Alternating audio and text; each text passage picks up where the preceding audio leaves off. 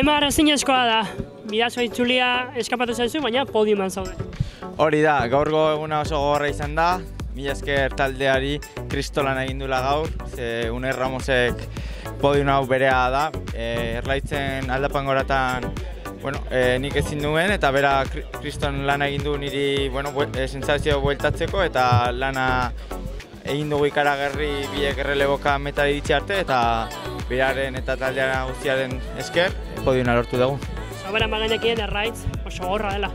Hori da, Erlaitz ezagutzen dugu ondo eta badakigu zegoen, baina pozik gaude, pena atzo ihesaldia iritsi zela bi etapa ezin genuela lortu, baina oso pozik nola joan den Bidasoko itzulia. Zure sentsazioak etxean, gozatu duzu, dela jendea Opaimar egun osoan, 5 bidaz etar zinaten, baina ez nak Opaimar botatzen zuten.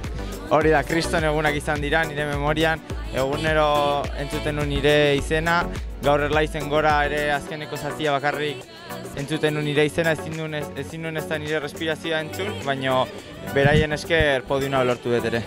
Orain, Santikuz eta Valentziaga Espainiako Kopa jomugan. Hori da, orain Espainiako Kopan gaude sartuta, lidertza daukagu eta espero dugu aurrengo astean lan ona egitea. Zorionak. Mila esker.